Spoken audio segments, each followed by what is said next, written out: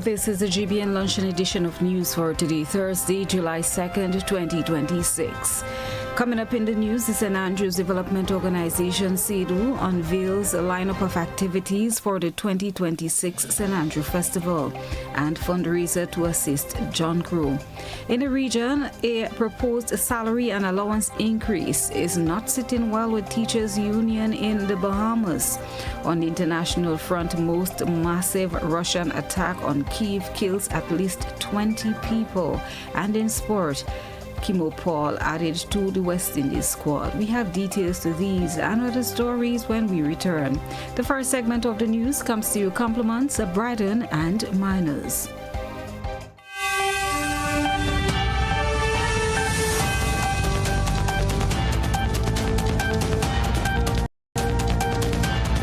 Looking to take your business to new heights? Advertise with GBN on our social media platforms and get noticed by our 138,000 plus followers. Reach a massive engaged audience ready to connect with your brand. No matter your business size, GBN is here to help you grow. Contact us today at admin@gbn.gd or WhatsApp 40. Thanks for joining us with the details. I am Christlina John. Well, for years, John Crow Alexander has been known for giving back to the people of Grenada, especially through donations of hospital beds, wheelchairs, walkers, and other assistive devices and other essential medical equipment for healthcare institutions. Now, the man who has helped so many is facing serious medical challenges of his own and is seeking financial assistance to cover the cost of treatment. His family has launched a GoFundMe campaign, while close friend Rosalind Charles Klein is hosting a fundraising breakfast this Saturday to help raise much-needed funds. And he came to Grenada to teach a class some electrical work, and he got sick. And he was being hospitalized for 3 weeks at the General Hospital, and he had to flew back via air ambulance to New York. But he's in Florida right now. And we're trying to raise some funds to help with the cost of the flight back, the air ambulance. It's a lot, it costs a lot. And we here, seeing that he supported us so much, we decided to do something to help with that cost also. And I am doing a luncheon on Saturday, July the 4th at 12 at the Rose Garden to help with the cost of the flight and other medical expenses that he has right now. Rosalind recalls John Crow's many contributions to the community and how his support led to her receiving a certificate. Well, my goal is $10,000 to $15,000 easy. And once we get that, whatever we raise, even though we didn't raise all that, but that's my goal. That cash will be going directly to help with his medical costs. Yeah, well, I would like everybody to come out and support the luncheon. All who could come out and support. It's only $20. We'll be having oil dung and we'll be having other different local food. I'm asking for the general public, like who could come out and help us. Let's try to raise that money. I do not have an update on his situation right now. I'm waiting to hear from his son so I could get this update so I could share it with everybody. So all who could come out and support me on Saturday. It's at the Rose Garden. We are located on the Paradise Main Road, close to Progress Park in St. Andrews. Charles Klein is encouraging the public to support the effort through donations, sharing the GoFundMe campaign, or keeping John Crow in their prayers as he continues his road to recovery. The St. Andrew Development Organization, CEDU, has officially unveiled a lineup of activities for the 2026 St. Andrew Festival, promising weeks of culture, sport, heritage, and community celebrations. The festival was launched on Monday at Papa D's in St. Andrew, with government officials, community leaders, and stakeholders outlining plans for this year's events. Minister for Mental Wellness and Sport, Delma Thomas, says the festival is an important opportunity to celebrate the parish's identity while bringing people together to showcase their talent and tradition. Ricky Aberdeen, Mr. Fly, and some of the other persons who over the years have been always instrumental in the development of football, not only in St. Andrew, but in Grenada. And so, it is important that we recognize and give flowers to those people who have served before, those people who believe in football. I mean, we have been seeing a lot of our national footballers getting scholarships and going overseas, but we must recognize those people who served before, those who toil the soil to ensure that as a parish and as a country, our footballer can go from strength to strength. We know football is big money. Chief Executive Officer of the Grenada Cultural Foundation, Livingston Nelson, also encouraged residents to take part in the activities, describing the festival as a celebration of St. Andrew's rich culture and community spirit. Big parish need to step up a little bit. Too often we are not seen, too often we are not heard, and a few persons are outside, they just clamoring for a little bit more recognition. But if we remain a little bit more united, if we can work together a little bit more, I think we have a lot more to achieve, because I think here is the ground for talent. Here is the ground where we have a lot more potential than many other places in Grenada. One of the major highlights this year is a new partnership between CEDU and the Big Parish Soccer Club to host the inaugural Rainbow City Festival Cup. Club representative Ricky Aberdeen says the collaboration goes beyond football, creating opportunities for young people while strengthening community ties. This Wednesday coming, 8 July, and culminate on Thursday, 30th July, hopefully. It is expected to consist of a total of 10 matches played over 8 match days, with double headers at Victoria Park from 5:30 p.m. and 7:30 p.m. The 8 teams were placed into 2 groups. So those we have from the northern part and those from the southern part. So in the northern group we have Tivoli Lions, Santos Football Club, Stab Spartans, and Idler Sports Club. Idler Sports Club is basically from Lafayette and surrounding areas. The southern group, we have Telescope Sports Club, Trenchong Soccer Club, Harford Village Revivers, and Riverside Boys. We want to revitalize that spirit of celebration among our people. All right? And we hope that other sporting activities will be added to the calendar as well. The football tournament runs from July 8th to the 30th at Victoria Park and kicks off a month of festival activities, which also includes Emancipation Watch Night on July 31st, Emancipation Day celebrations on August 1st, Roots and Rhythm, the Bread Basket edition on August 2nd, and Flavors in the Forest on August 15th. Here ends the local segment of the news, which came to your compliments, Brighton and Miners. Do stay with us. Your regional outlook is up next.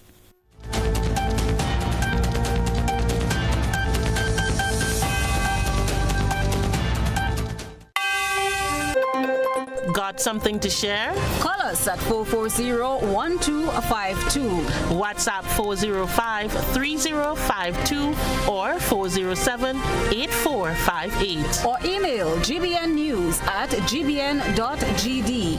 GBN News, first, accurate, voted #1.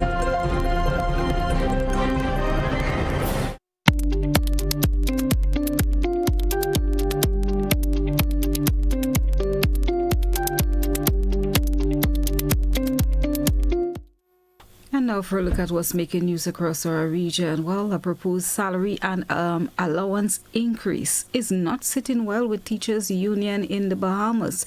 We'll have details in this OCM report from the OCM News Network. This segment of the news, the second segment, comes to you compliments Fortune Foods Limited.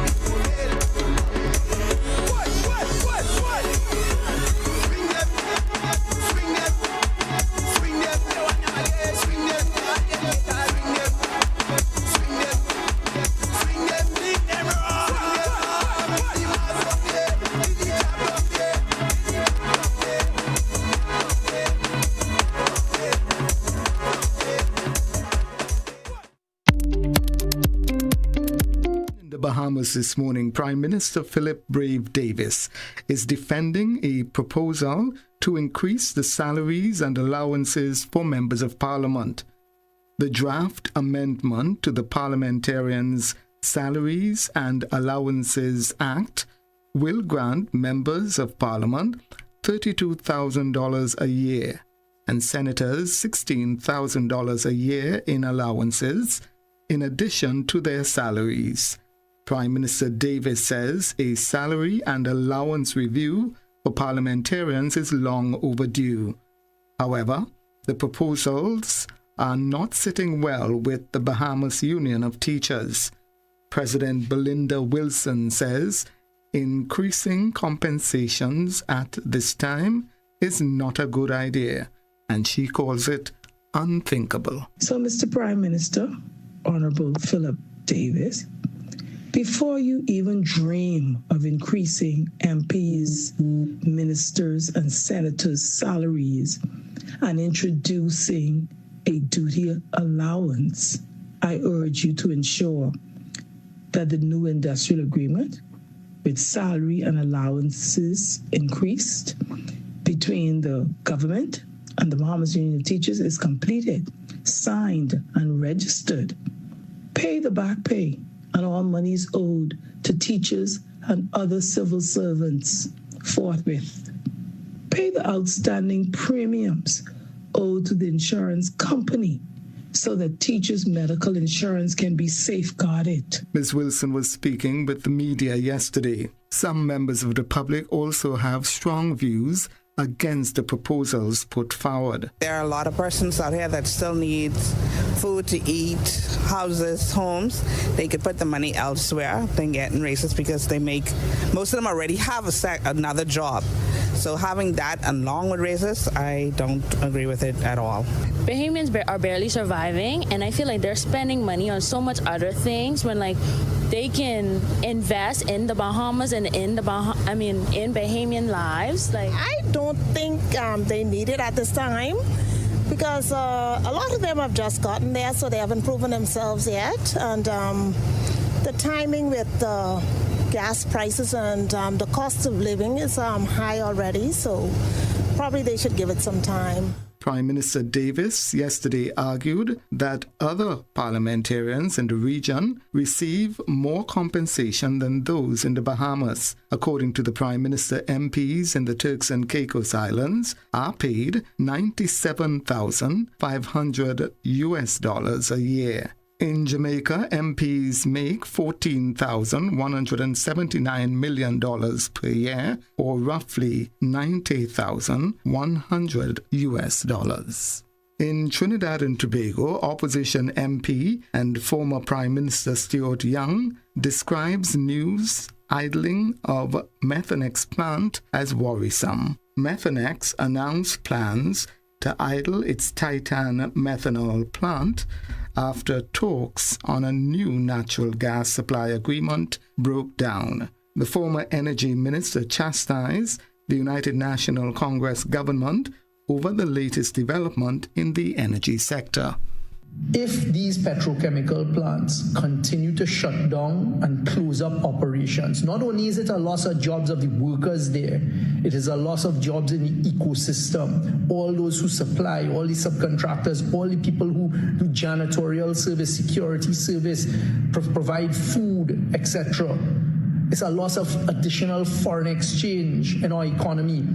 Where this government said we will fix foreign exchange, they're doing the exact opposite. They are destroying sources of foreign exchange. This is all due to the incompetence of the UNC government, their inability, lack of sophistication to negotiate commercial contracts that would work both for the plants and producers as well as for NGC. Meanwhile, Minister of Energy and Energy Industries, Dr. Rudal Munilal, says lines of communication remain open with Methanex. He described yesterday Methanex as a global operator and said the decision forms part of a broader international portfolio review. Have you heard about the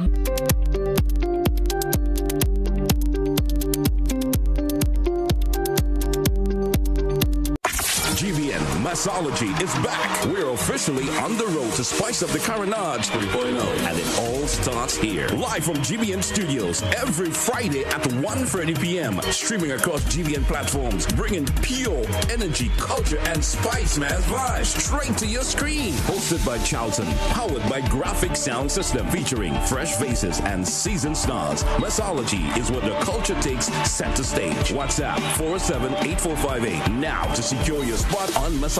And don't miss the repeat broadcast at 8:30 p.m. This is Mixology, the heartbeat of Spice Mass. Don't miss it.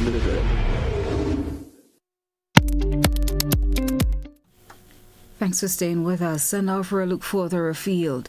Russian forces launched a major drone and missile attack on Kyiv. Prosecutors say the suspect allegedly ordered the killing of 25 members of the Tutsi ethnic group. The man, whose identity has not been... More in this report.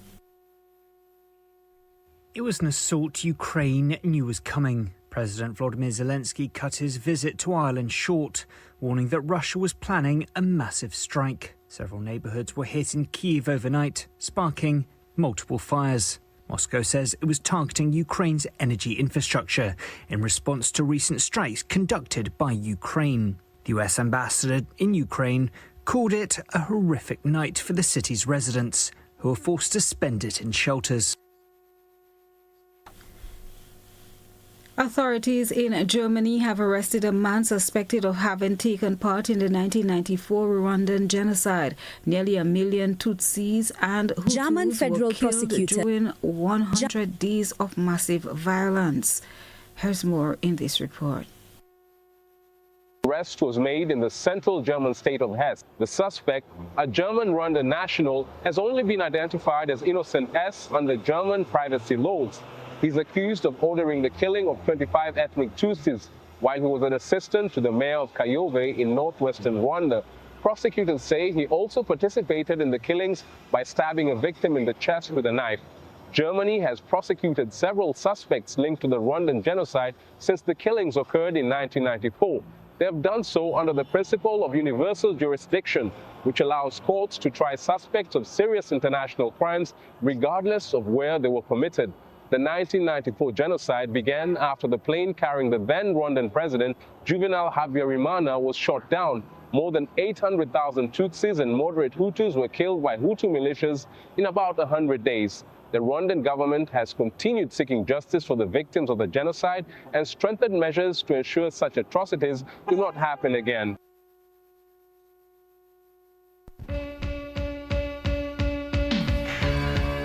It's time now for your sporting highlights. Guyanese all-rounder Kimo Paul has been added to the West Indies squad ahead of the upcoming second test match against Sri Lanka on Friday. The 28-year-old was expected to join the squad ahead of Wednesday's training session as the regional side finalized preparation for the family eventually moved from Saxakali Stadium. Paul has played 3 test matches for the West Indies, with his last appearance being in 2019 against England. He has scored 96 runs at an average of 16 and has also taken 6 wickets with his medium pace. The West Indies lead the 2-match series after winning the opening match by an innings and 217 runs. And that's your sporting highlights. Do stay with us. We have a recap of the headlines when we return.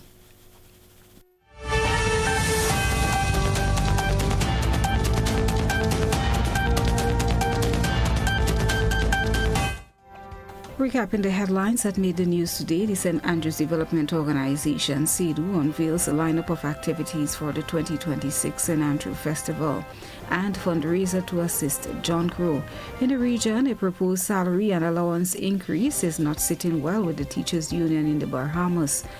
On the international front, a most massive Russian attack on Kyiv kills at least 20. And in sport, Kimo Paul added to the West Indies squad. This has brought us to the end of the luncheon edition of news for today, Thursday, July 2nd, 2026. On behalf of the entire news team, I have been your presenter, Christlina John, thanking you for having joined us.